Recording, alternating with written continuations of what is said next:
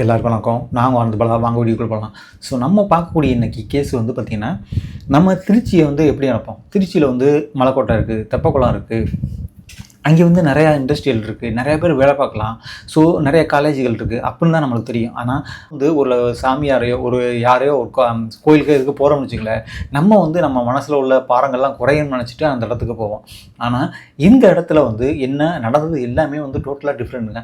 அங்கே இளம்பெண்கள் எல்லாமே வந்து அவங்களோட கருப்பை வந்து இழந்திருக்காங்க அப்படிங்கிற மாதிரி சொல்லப்படுறாங்க. அது இந்த இடம் யார் இந்த வேலையை பண்ணுனா, ஏன்னா இவ்வளோ நாள் நம்ம நம்பிக்கிட்டு இருக்க சாமியார்களே இப்படி பண்ணுறாங்களே அப்படின்னு சொல்லிட்டு நம்புகிற அளவுக்கு இவ்வளோ பெரிய ஆள் யார் இருக்கிறா அப்படின்னு பார்த்தீங்கன்னாக்கா, இவர் தான் வந்து இந்த திருச்சியில், அதாவது திருச்சியிலேருந்து மதுரை போகக்கூடிய வழியில் வந்து விராலிமலைங்கிற ஒரு ஏரியா. ஸோ அங்கே வந்து 100 ஏக்கருக்கு மேலே வந்து ஒரு இடத்த வந்து வாங்குறாங்க. எப்படி வந்து இவருக்கு பணம் வரும்? அதாவது ஸ்ரீலங்காவிலேருந்து இந்தியாவுக்கு அகதியாக வர்றாரு. ஆனால் இவருக்கு இவ்வளோ பணம், இவரோட ஸ்டோரி வந்து பின்னாடி பார்க்கணும். இவர் எங்கே பிறக்கிறாருன்னு பார்த்தீங்கன்னா ஸ்ரீலங்காவில் பிறக்கிறாங்க. ஸோ ஸ்ரீலங்காவில் அவங்க பிறந்தது வந்து பார்த்திங்கன்னா மரதரை அப்படிங்கிற ஒரு கிராமத்தில் பிறக்கிறாங்க. இந்த கிராமத்தில் 1951 வந்து ஒரு நவம்பர் 17 வந்து பிறக்கிறாங்க. ஸோ பிறக்கும் போதே அவங்க ரொம்ப ஏழ்மையான குடும்பத்தில் தான் இருக்கிறாங்க. அதுக்கப்புறம் இங்கே வந்து பார்த்தீங்கன்னாக்கா ஒரு கிறிஸ்தவ ஸ்கூலில் தான் படிக்கிறாங்க. கிறிஸ்தவ ஸ்கூலில் படித்து முடித்தோடனே அதுக்கப்புறம் வந்து இந்து பற்றும், அதாவது இந்துக்கள் கோயில் இதெல்லாம் போயிட்டு அவங்க அந்த பற்று அதிகமாக வந்தனால இந்துவில் வந்து அதிகமாக அந்த கோயிலை பற்றி அதிகமாக வந்து இந்த நிறைய பாடங்களை வந்து படிக்கிறாங்க. அது மூலியமாக வந்து மக்களுக்கு வந்து நிறைய அறிவுரைகளை வந்து சொல்கிறாங்க. ஸோ இப்படி சொல்லும்போது பார்த்தீங்கன்னா, இவரை பார்த்தோன்னே எல்லாரும் வந்து இப்போ சாய்பாபா எப்படி முடியெல்லாம் வந்து வச்சுட்டு இருப்பாங்களோ அதே மாதிரி இவரும் வந்து லிட்டரலாக முடி அதே மாதிரி இருக்குமோ, அதனால எல்லாரும் சொல்லுவாங்களாம் இவரை வந்து சின்ன குட்டி பாபா சாய்பாபா அப்படிங்கிற மாதிரி சொல்லுவாங்களாம். ஸோ இதனாலேயே வந்து பார்த்தீங்கன்னாக்கா இவரை மிகப்பெரிய ஒரு ஆசிரமத்தை வந்து ரெடி பண்ணுறாரு. அப்போ வந்து பார்த்தீங்கன்னா இவருக்கு 1972 காலகட்டங்களில் 21 வயசு 22 வயசு தான் ஆகுது. அப்படி இருக்கும்போது மாத்திலே அப்படிங்கிற ஒரு ஆசிரமத்தை வந்து ஆரம்பிக்கிறாங்க. இந்த ஆசிரமம் வந்து மிகப்பெரிய ஒரு ஆசிரமம் இருக்குதுங்கிறாங்க. இங்கே வந்து பார்த்திங்கன்னா இந்த ஆசிரமத்துக்கு நிறையா அரசியல்வாதிகள், நிறையா அடுத்த நாட்டிலேருந்து, அதாவது வெளிநாட்டவர்கள் அதிகமாக வந்து இங்கே இவங்கள்ட்ட வந்து ஆசைப்பட்டு போகிறது.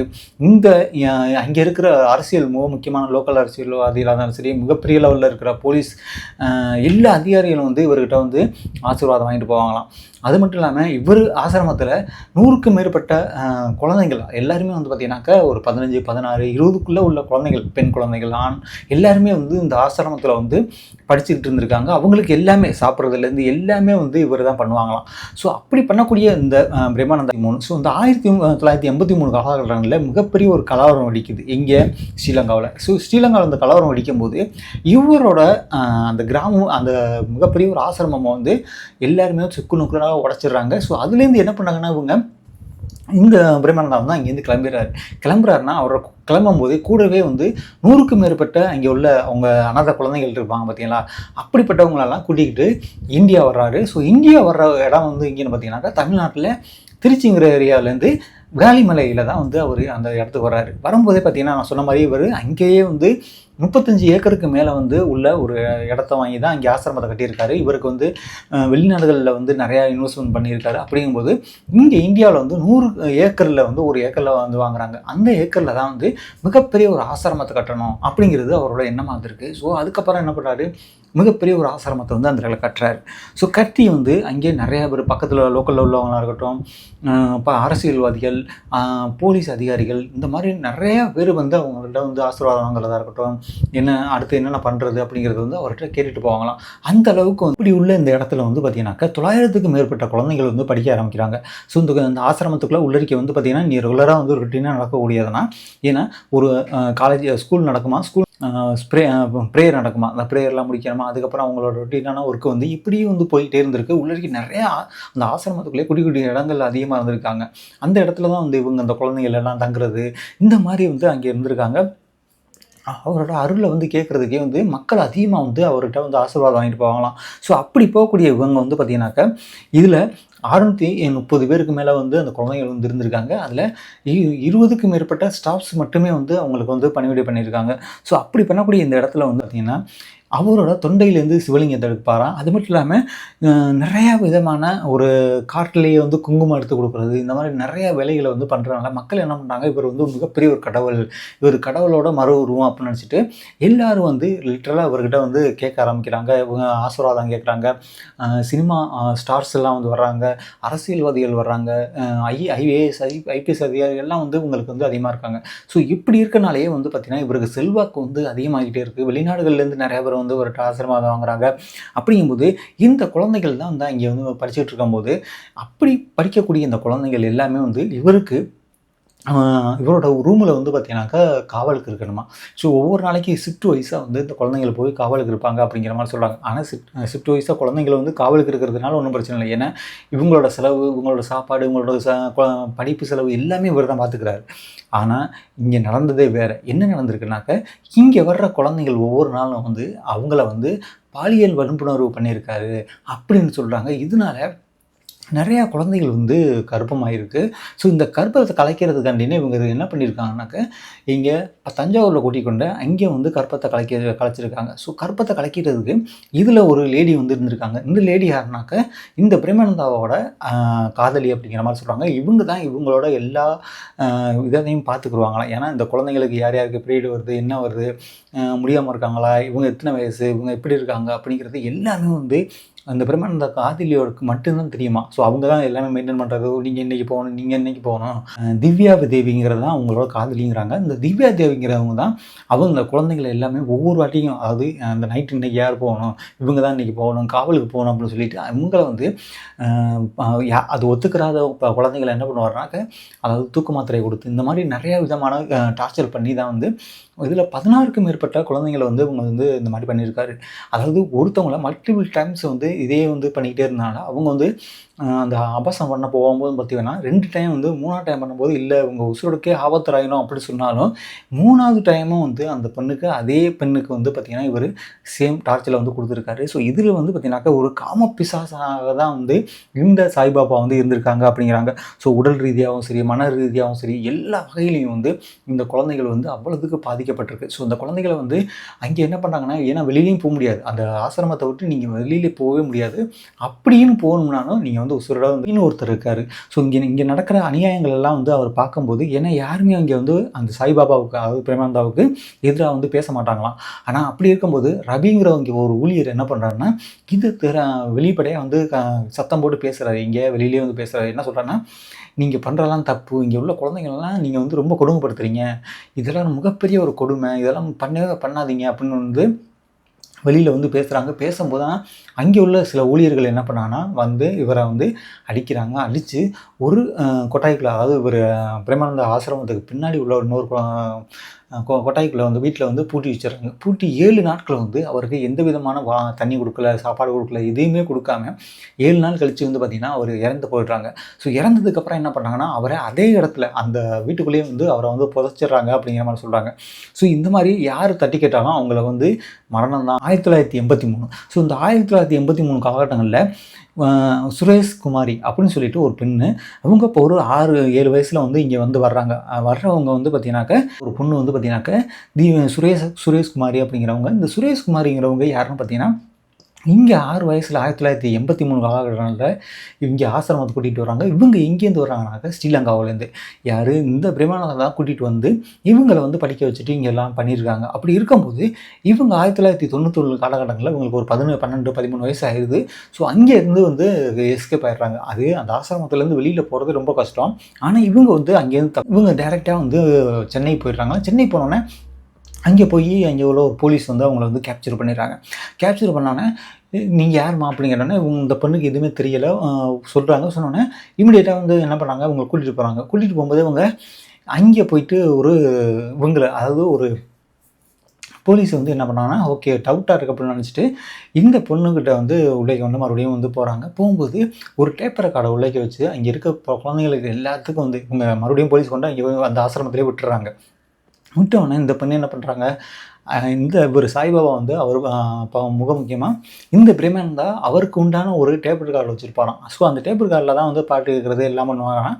அந்த டேபிள் கார்டை எடுத்து அங்கே பாதிக்கப்பட்ட பெண்கள் இருப்பாங்க பார்த்தீங்கன்னா, குழந்தைகள் எல்லாருக்கிட்டையும் வந்து வாக்குமூலம் வாங்கிறாங்க இந்த பொண்ணு. இந்த பிரேம்குமாரி வந்து வாங்கிக்கிட்டு 1994 வந்து 31 அங்கே எப்போ பார்த்தீங்கன்னா லலிதாங்கிற ஒரு குழந்தைய கூட்டிக்கிட்டு இவங்க தான் அங்கேருந்து தப்பிச்சுறாங்க. தப்பிச்சு வந்து அங்கே வந்து திருச்சியில் வந்து வெளியில் வர்றாங்க. போலீஸில் வந்து இந்த ரெக்கார்டை வந்து கொடுக்குறாங்க இந்த 2 குழந்தைங்களும். ஸோ அவ்வளோ தைரியமாக இந்த சுரேஷ்குமார் வெளியில் வந்து கொடுத்ததுனால தான் இந்த கேஸ் வந்து மிகப்பெரிய ஒரு வயலேஷன் ஆகுது. அதுக்கப்புறம் இதில் வந்து கேஸ் வந்து வெளியானோடனே அங்கே விராலிமலையிலையும் இந்த கேஸ் வந்து பதிவாகுது. பதிவானோடனே அங்கே உள்ள மனித உரிமை மீறல் இந்த மாதிரி சொல்லிட்டு நிறைய ஆணையங்கள்லாம் வந்து இங்கே வர்றாங்க. இந்த குழந்தைங்களை வந்து கேப்சர் பண்ணுறாங்க, எடுத்து கூட்டிக்கிறாங்க. அது உங்களுக்கு என்னென்ன தேவையோ அதெல்லாம் பண்ணிகிட்டு இருக்காங்க.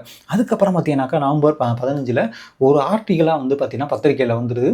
இந்த மாதிரி இந்த ஆசிரமத்தில் வந்து இவ்வளோ வன்முறைகள் நடக்குது, இந்த குழந்தைங்களை வந்து ரொம்ப பாலியல் பண்ணுறாங்க அப்படின்னு சொன்னோன்னே அது வந்து மிகப்பெரிய ஒரு கேஸாக மாறிடுது. அதுக்கப்புறம் இது வந்து பிரேமானந்தா வந்து கேஸ் வந்து அவங்க மேலே பதிவாகுது. ஏன்னா ஐபிசி 142 372ங்கிற கேஸ் வந்து அவர் மேலே வந்து அஃபெக்ட் ஆகுது. அதுக்கப்புறம் அவரை வந்து பிடிக்கணும் அப்படிங்கிறதுல வந்து எல்லாரும் கான்ஃபிடண்ட்டாக இருக்காங்க.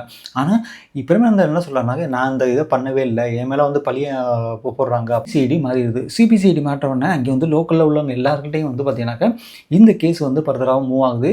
ஆனால் லோக்கலில் உள்ள அரசியல்வாதிகளும் வந்து இவங்களுக்கு சப்போர்ட் பண்ண வர்றாங்க. ஆனால் யாருமே வந்து உள்ளே வர முடியல. அதுக்கப்புறம் என்ன ஆகுதுன்னா இந்த இவங்களை வந்து உள்ளே வந்து போய் செக் பண்ணி பார்க்குறாங்க. யார் இந்த போலீஸ்லாம் உள்ளே ஆசிரமத்தில் போயிடுறாங்க. போயிட்டு அங்கே கேட்கும்போது உள்ளேக்கு ஒரு 2-3 பேர் வந்து அப்ரூவ்டாக மாறிடுறாங்க. அப்ரூவ்டாக மாறி என்ன சொல்கிறாங்கன்னா, இங்கே ரபிங்கிறவங்க ஒருத்தவங்க தாங்க, அவங்கள வந்து அடித்து கொன்று புதைச்சிருக்காங்க அப்படின்னு சொல்லிட்டு அந்த இடத்த காமிச்சிருவாங்க. ஸோ அந்த இடத்த தோண்டி பார்க்கும்போது அங்கே உள்ள எலும்புக்கூடுகள் இருக்கும். ஸோ அதுக்கப்புறம் இதை வந்து கேஸ் வந்து இங்கே வந்து கண்டிப்பாக குற்றவாளிகள் இருக்காங்கன்னு 8 பேர் மேலே வந்து பாலியல் வன்புணர்வு வந்து கேஸ் வந்து பதிவாகுது. அதுலேயும் வந்து பார்த்திங்கன்னா இந்த திவ்யா தேவின்னு சொல்கிறேன் பார்த்தீங்களா, இந்த திவ்யா தேவிங்கிறவங்க யார், இந்த பிரபந்தாவோட காதலி. அவங்க வந்து அங்கேயே வந்து தப்பிச்சு ஓடிடுறாங்க. தப்பிச்சு ஃப்ரான்ஸுக்கு போயிட்டாங்க. ஃப்ரான்ஸ்லேருந்து இப்போ வரையும் அவங்கள வந்து பிடிக்கவே முடியலை. ஆனால் இப்போ வரையும் எங்கே இருக்காங்கன்னு அப்படிங்கிறது தெரியல மாதிரி சொல்கிறாங்க. அதுக்கப்புறம் சிபிசிஐடி என்ன பண்ணுறாங்கனாக்கா இதில் எல்லாரையும் வந்து ஒவ்வொருத்தவங்களாம் வந்து தேடி பார்த்துட்டு இருக்காங்க. அதுக்கப்புறம் என்ன பண்ணாங்கன்னா இந்த ஒரு குழந்தை வந்து பார்த்திங்கன்னா அப்போ தான் வந்து மாசமாக இருக்காங்க. அவங்க வந்து கருக்கலைய போகுதுன்னா அந்த இதில் ஸ்பாம் அதில் வரக்கூடிய இதை வந்து எடுத்து ஹைதராபாத்துக்கு வந்து அனுப்புகிறாங்க. ஹைதராபாத்தில் இங்கே முக்கியமாக ஒரு நல்ல ஒரு சயின்டிஸ்ட், அதாவது அவங்க திறமையான ஒரு சயின்டிஸ்ட் இருந்திருக்காங்க. அதை வந்து அந்த காலகட்டங்களில் 1994 காலகட்டங்களில் எவ்வளோ ஒரு நம்ம நாடே வந்து அந்த அளவு இப்போ எவ்வளவு டெக்னாலஜியில் வளர்ந்துருக்கோம். ஆனால் அந்த காலகட்டத்தில் வளரல. அமெரிக்கா இந்த மாதிரி நாடுகள், மேற்கத்திய நாடுகள் இருந்திருந்தோம், இங்கே வளர்ந்துருக்காது. ஆனால் ஹைதராபாத்தில் இந்த கேஸை வந்து அங்கே கொண்டுட்டு போகிறாங்க. இந்த இதை வந்து சாம்பிள் எடுத்துகிட்டு போகிறாங்க. யார், இந்த இப்போ பிரேமானந்தா. அது மட்டும் இல்லாமல் பார்த்தீங்கன்னாக்கா இந்த பொண்ணோட இந்த சாம்பிள் ரெண்டையும் வந்து மேட்ச் பண்ணி பார்க்கணும் அப்படின்னு சொல்லி டிஎன்ஏ செக் பண்ண போகிறாங்க. டிஎன்ஏ செக் பண்ணி பார்க்கும்போது தான் தெரியுது அங்கே அது மிகப்பெரிய ஒரு ஷாக் ஆகுது. ஏன்னா இவரோட இதுதான் வந்து பார்த்தீங்கன்னாக்கா அவங்க ஸ்பாமாக இருக்குது, அதாவது இப்போ குழந்தை இதில் வந்து ஸ்பாம் இருக்குது அப்படிங்கிற மாதிரி கண்டுபிடிக்கிறாங்க.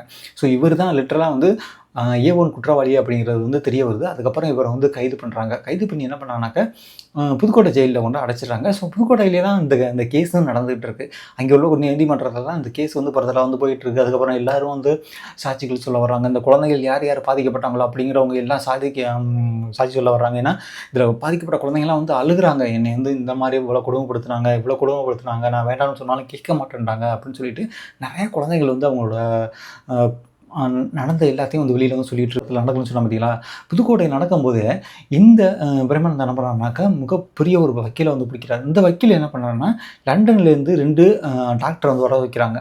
ஸோ நீங்கள் வந்து இவரை வந்து பழிவாங்க பார்க்குறீங்க, அதனால இவங்க வந்து இதை டாக்டர் வந்து பார்க்கட்டும் அப்படின்னு சொல்லிட்டு அவங்க வந்து சொல்கிறாங்க. அதுக்கப்புறம் வந்து பார்த்தீங்கன்னாக்கா இந்த கேஸ் வந்து ஃபர்தராக போயிட்டே இருக்குது. அதுக்கப்புறம் ஃபைனலாக வந்து பார்த்திங்கன்னா அவர் வந்து தொண்டையிலேருந்து ஒரு லிங்க் அனுப்பார், அதாவது காற்றுலேருந்து வந்து பார்த்தீங்கன்னாக்கா குங்குமம் அனுப்பார் அப்படின்னு சொன்னால் பார்த்தீங்களா, இது எல்லாமே வந்து நானும் செய்வேன் அப்படின்னு சொல்லிட்டு ஒரு சமூக ஆர்வலர் வந்து இதே கோர்ட்டில் வந்து எல்லாத்தையும் பண்ணி காமிக்கிறார். இது ஒரு கண்கட்டி வித்தை, இது வந்து கடவுள் எதுவுமே கிடையாது அப்படின்னு சொல்லிட்டு அவங்க வந்து சொல்லிடுறாங்க. அதுக்கப்புறம் பார்த்தீங்கன்னா இந்த கோர்ட்டில் முக்கியமாக ஒரு நீதிபதி இருக்காங்கன்னு சொல்ல பார்த்தீங்கன்னா அந்த நீதிபதி பார்த்தீங்கன்னாக்கா வான்மதின்னு சொல்லுவாங்க. இவங்க தான் வந்து அங்கே இருக்க கேஸ் எல்லாமே ஹேண்டில் பண்ணுறாங்க. அதுக்கப்புறம் இவருக்கு ஃபைனலாக அந்த இது முடியும் போது வந்து பார்த்திங்கன்னா இரட்டை ஆயுள் தண்டனை வந்து கொடுக்கப்படுது. இரட்டை ஆயுள் தண்டனை கொடுத்தோன்னே இவர் அப்பவும் சொல்கிறாரு, நான் பண்ணவே இல்லை, என் மேலே வந்து பழிய போடுறாங்க அப்படின்னு சொல்லிட்டு அவர் வந்து சொல்லிட்டு இருக்காரு. அதுக்கப்புறம் என்ன பண்ணாருனாக்க 2010, 2011 காலகட்டங்களில் வந்து இவருக்கு வந்து ஜெயிலுக்குள்ளே இருக்கும்போதே வந்து நிறைய நோய்கள் வருது, தொற்று வியாதிகள் அதிகமாக வந்தனால அந்த காலகட்டங்களில் வந்து இவர் இறந்து போயிடுறாரு. ஸோ அதுக்கப்புறம் பார்த்தீங்கன்னா இப்போ வரையும் அந்த அவங்களோட காதலியை மட்டும் வந்து இப்போ பிடிக்க முடியல அப்படிங்கிற மாதிரி சொல்கிறாங்க. அதுக்கப்புறம் ஃபர்தராக பார்த்தீங்கன்னா, இவர் வந்து இறந்துட்டாரு. ஆனா, இந்த ஆசிரமம் வந்து மூடியாச்சான்னு கேட்டீங்கன்னா, மூடல. ஏன்னா, இன்னும் நல்லவங்கலாம் வந்து இருந்துகிட்டு இருக்காங்க. ஒரு சிலவங்க இந்த மாரி இருக்கனால, எல்லாருமே அந்த ஆசிரமத்தில உள்ளவங்க கெட்டவங்கன்னு சொல்ல முடியாது. அந்த ஆசிரமத்த இப்போ வந்து ஃபர்தரா ரன் பண்ணிக்கிட்டு இருக்காங்க. நெறைய குழந்தைகள் வந்து படிச்சுக்கிட்டு இருக்காங்க. அங்க இருக்கிற எல்லாமே வந்து முன்னாடி என்ன ரொட்டீனா நடக்குமோ, அது எல்லாமே வந்து இப்பவும் நடந்துகிட்டு இருக்கு அப்படிங்கிற மாரி சொல்லப்படுது. ஏன்னா, இந்த மாரி ஒரு காம கொடூரம் இல்லாம, மத்த எல்லாமே வந்து நடக்கிற மாரி சொல்லப்படுறாங்க. ஏன்னா, இந்த மாரி ஒரு சாமியாருங்கிற ஒரு போர்வையில சின்ன சின்ன குழந்தைகள வந்து அதாவது அவங்கள நம்பி ஸ்ரீலங்காவிலேருந்து இந்தியா வந்த குழந்தைங்கள வந்து இவ்வளோ ஒரு கேவலமான ஒரு செயலை வந்து பண்ணுன இவங்க வந்து பார்த்திங்கன்னா இன்றைக்கி கிடையாது. ஆனால் இவங்க தான் ஒரு எக்ஸாம்பிள். ஏன்னா இவர் சின்ன குட்டி சாய்பாபான்னு சொல்லுவாங்க. ஆனால் இவர் வந்து என்ன பண்ணியிருக்காருங்கிறத வந்து இந்த இதில் கேட்டால் தான் நம்மளுக்கு வந்து தெரிய வருது. ஸோ இதான் இன்றைக்கி இந்த வீடியோவில் பார்க்குற மாதிரி இருந்தது. ஏன்னா இதுக்கு ஏன் சொல்கிறேன்னாக்க இது மாதிரி எத்தனையோ போலி சாமியார்கள் வந்து பார்த்திங்கன்னா நம்ம நாட்டில் இருந்துகிட்டு இருக்காங்க. ஆனால் ஒரு சிலவங்க உண்மையாக இருக்கிறவங்களும் சரி, ஆனால் இதில் நிறையா போலி சாமியார்கள் பண்ணக்கூடிய செயல்னால வந்து பார்த்திங்கன்னா இந்த இந்து மதங்களுக்கே வந்து பார்த்திங்கன்னா மிகப்பெரிய ஒரு பேர் இழப்புன்னு தான் சொல்லலாம். அது மட்டும் இல்லாமல் ரொம்ப ஒரு அசிங்கமான ஒரு செயல் தான் நான் நினைக்கிறேன். ஏன்னா இவர மாதிரியே இருக்கும்போது எல்லாரையும் அதே ஒரு கண்ணோட்டத்தில் பார்க்க தோணும் அப்படிங்கிறது தான் வந்து என்னோட மெயினான கருத்தாக இருக்குது. ஸோ இதுதான் இன்னைக்கு நம்ம இந்த வீடியோவில் பார்க்குற மாதிரி இருந்தோம். வாங்க அடுத்த வீடியோவில் பார்ப்போம். நாங்கள் ஆனந்த் பாலா.